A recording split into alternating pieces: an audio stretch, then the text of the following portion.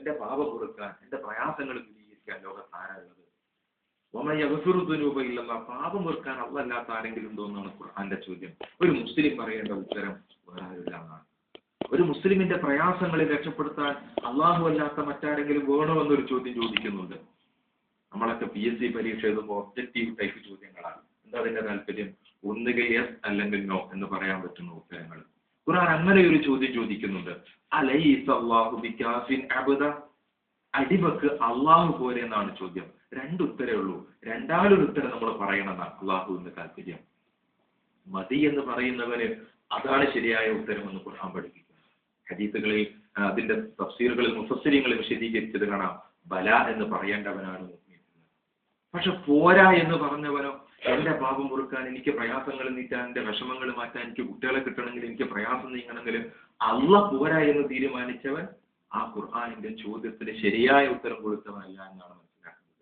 ചുരുക്കി പറഞ്ഞാൽ നബി സല്ലല്ലാഹു അലൈഹി വസല്ലം പഠിപ്പിച്ച തൗഹീദിന്റെ താല്പര്യം അള്ളാഹു ആണ് എല്ലാം നൽകുന്നത് എന്ന് മാത്രമല്ല, ആ മനുഷ്യന് എല്ലാം നൽകേണ്ടത് അള്ളാഹുവിന് മാത്രമാണ് എന്ന് കൂടിയാണ്.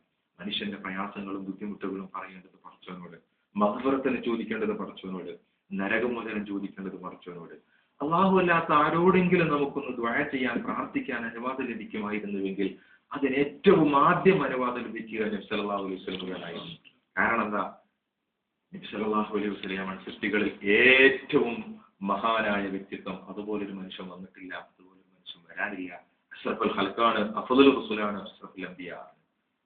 ആ നേതാവായിരിക്കാം. അള്ള കഴിഞ്ഞാൽ പിന്നെ ആരോടെങ്കിലും ഒന്ന് നമുക്കൊന്ന് പ്രശ്നം പറയാനുള്ള ആളാകണമെങ്കിൽ ആകേണ്ടിയിരുന്നത്.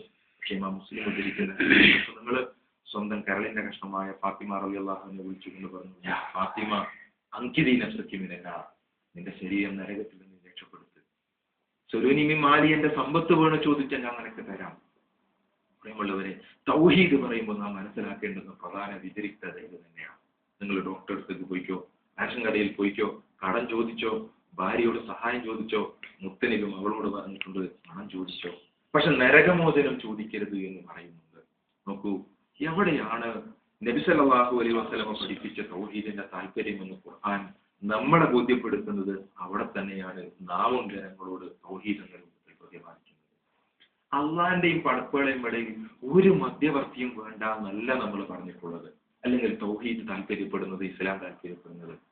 അള്ളാന്റെയും പടപ്പുകളുടെയും ഇടയിൽ ഒരു മധ്യവർത്തിയും ഇല്ലെങ്കിൽ പിന്നെ ഇസ്ലാം കിട്ടൂലല്ലോ, പിന്നെ ഖുർആൻ കിട്ടൂലല്ലോ. യഥാർത്ഥത്തിൽ മധ്യവർത്തികളുണ്ട്. നമുക്ക് ഖുർആൻ കിട്ടിയത് ജിബ്രീൽ എന്ന് പറയുന്ന ഒരു മധ്യവർത്തിയിലൂടെ നബി സല്ലല്ലാഹു അലൈഹി വസല്ലം കിട്ടിയപ്പോഴാണ്. പ്രവാചകൻ എന്ന് പറയുന്ന ഒരു മധ്യവർത്തിയിലൂടെ നമുക്ക് കിട്ടിയതാണ് ഇസ്ലാം എന്ന് പറയുന്നത്. നിസ്കാരം പഠിച്ചതും ഖുർആൻ കിട്ടിയതും ഒക്കെ പൂർവികരായ മധ്യവർത്തികളിലൂടെ തന്നെയാണ്. അപ്പൊ മധ്യവർത്തി വേണ്ട എന്നല്ല പറഞ്ഞിട്ടുള്ളത്. ഇടയാളൻ എവിടെ ഖുർആൻ വേണ്ട എന്ന് പറഞ്ഞു അവിടെ വേണ്ട. നമ്മുടെ പ്രശ്നങ്ങൾ പറയാൻ അള്ളാഹിനോട് പറയാം. പലപ്പോഴും അള്ളാഹു അല്ലാത്ത ആളുകളോട് പ്രാർത്ഥിക്കുന്ന ഒരു പ്രവണത നമ്മുടെ സമൂഹത്തിലുണ്ട്. ജാറങ്ങളിലേക്ക്, മക്കാമുകളിലേക്ക്, മാത്രമല്ല നബി സല്ലല്ലാഹു അലൈഹി വസല്ലമയോട് പോലും പ്രാർത്ഥിക്കുന്ന ഒരു പ്രവണത നമ്മൾ കാണാറുണ്ട്. ഇതിന് ന്യായം പറയാനുള്ളത്, പടച്ചോനോട് നമുക്ക് നേരിട്ട് പറഞ്ഞാൽ നേരിട്ട് കിട്ടുമോ? നമ്മൾ പാപികളല്ലേ? അള്ളാഹുവിന്റെ മുഖറബീങ്ങളായിട്ടുള്ള ഔലിയാക്കളോടും അമ്പിയാക്കളോടും പറഞ്ഞാൽ അവര് ശഫാഅത്ത് പറയുമ്പോഴല്ലേ നമുക്ക് പെട്ടെന്ന് ലഭിക്കുക എന്നുള്ളതാണ്. യഥാർത്ഥത്തിൽ ഇവിടെ നോക്കൂ, നിങ്ങൾ നബി സല്ലല്ലാഹു അലൈഹി വസല്ലമ ഇങ്ങനെ ഒരു ആശയം നമ്മളെ ബോധ്യപ്പെടുത്തിയിട്ടുണ്ട്. ഖുർആൻ എന്താ അതിനെപ്പറ്റി പറഞ്ഞത്? എവിടെയാണ് മധ്യവർത്തി വേണ്ടെന്ന് നമ്മൾ സൂചിപ്പിച്ചിട്ടുള്ളത്? ഖുർആനിൽ പല ചോദ്യങ്ങളും കാണാം. യസ്തലൂനക മഹീൽ, യസ്തലൂനക ഹിലാൽ, യസ്തലൂനക റൂഹ്. ഈ ചോദ്യങ്ങൾക്കൊക്കെ ഉത്തരം പറയുമ്പോൾ ഖുർആൻ സ്വീകരിച്ച ശൈലി എന്താണെന്നറിയോ? കുൽ നബിയെ, ആ ചോദ്യം ചോദിക്കുന്നവരോട് പറഞ്ഞു കൊടുക്കണമെന്നാണ്. പക്ഷെ നോക്കൂ, മലഞ്ചെരിവുകളിലൂടെ യാത്ര പോകുന്ന സഹാബികൾ ഒരു ചോദ്യം ചോദിച്ചു, പടച്ചോന് വേണ്ടിയാണ്. ആ ചോദ്യത്തിന് ഖുർആൻ സ്വീകരിക്കുന്ന സമീപനം എന്താണെന്നറിയോ?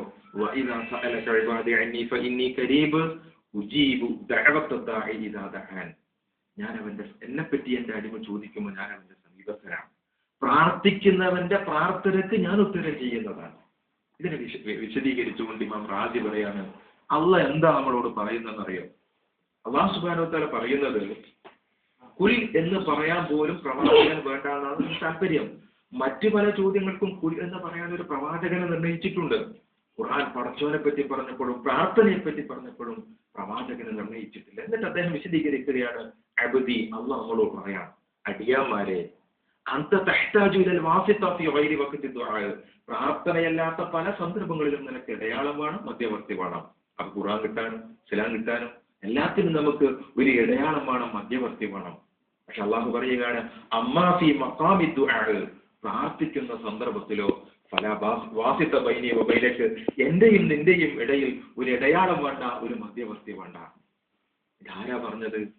മുജാഹിദീങ്ങളെ നേതാവല്ല, ജമാഅത്തുകാരുടെ നേതാവല്ല, സുന്നികളുടെ നേതാവല്ല, എല്ലാവരും അംഗീകരിക്കുന്ന മഹാനായ പണ്ഡിതൻ വിശുദ്ധ ഖുർആനിന്റെ താല്പര്യപ്രകാരം നമ്മളെ പഠിപ്പിക്കാൻ. ഞാൻ സൂചിപ്പിച്ചു വരുന്നത് തൗഹീദിന്റെ അടിസ്ഥാനപരമായ ലാ ഇലാഹ ഇല്ലല്ലാഹയുടെ താല്പര്യം നബി സല്ലല്ലാഹു അലൈഹി വസല്ലം പഠിപ്പിച്ചപ്പോൾ അത് ജീവിതത്തിൽ വെച്ചുപുലർത്തിയ സഹാബികളുടെ നിലപാടിലാണോ നമ്മൾ നിലകൊള്ളുന്നത് എന്നുള്ള പരിശോധനയില്ല. സുന്നത്ത് ജമാഅത്തിന്റെ ആദർശം എന്ന് നമ്മൾ കൈവടിയുന്നുവോ അന്ന് ഇഹലോകത്തും പരലോകത്തും നമുക്ക് നഷ്ടമായിരിക്കും.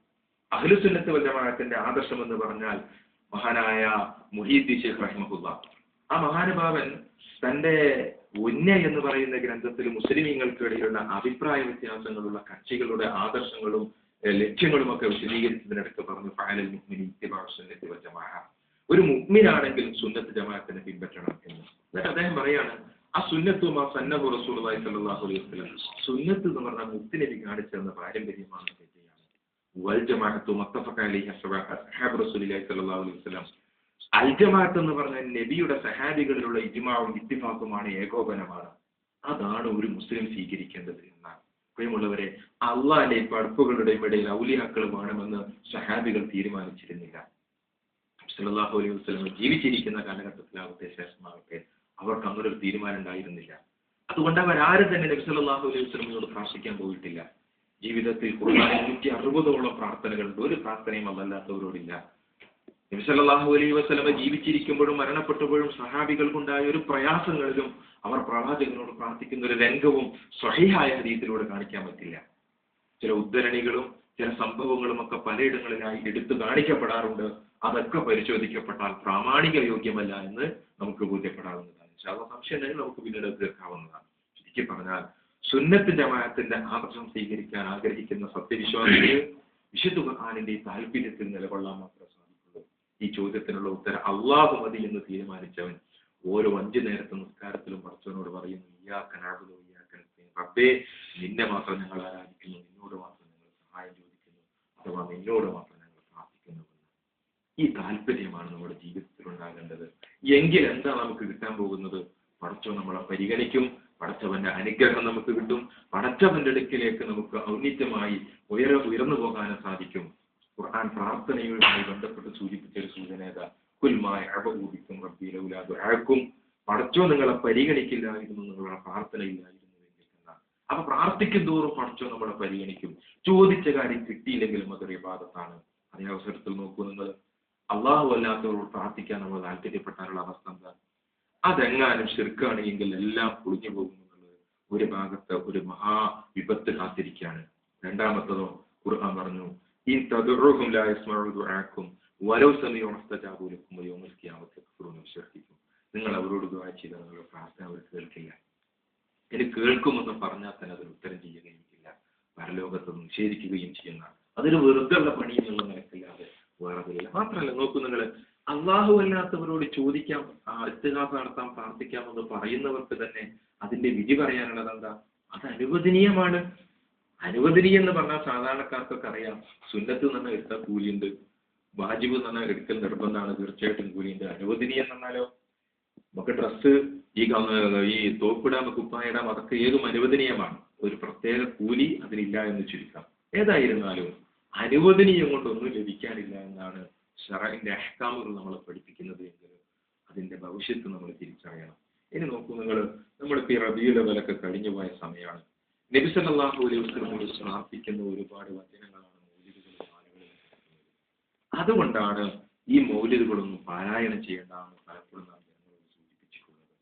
നബി സല്ലല്ലാഹു അലൈഹി വസല്ലമയോട് പറയുന്ന വചനം അശ്റക ബൈത്തിൽ കാണാം. അബ്ദുകൽ മിസ്കീനു യർജു ഫളലകൽ ജമ്മൽ ഗഫീറു ഫീക ഖദ് അഹ്സൻതു വന്നി യാ ബശീറു യാ നദീറു. അബ്ദുക, അങ്ങയുടെ അടിമ. ഒരു മുസ്ലിമിൻ നബിയുടെ അടിമ എന്ന് പറയാൻ അനുവാദമില്ല. എന്നിട്ട് പറയുന്നത് എന്താ? അങ്ങയുടെ ഔദാര്യം ഞാൻ കാക്ഷിക്കുന്നു. ബഷീറായവരെ, നദീറായവരെ. ബഷീർ നദീർ എന്ന് പറഞ്ഞാൽ നബിയുടെ പേരായിട്ട് ഖുർആൻ പ്രഖ്യാപിച്ചു. സന്തോഷ വാർത്ത അറിയിക്കാനും മുന്നറിയിപ്പ് നൽകാനും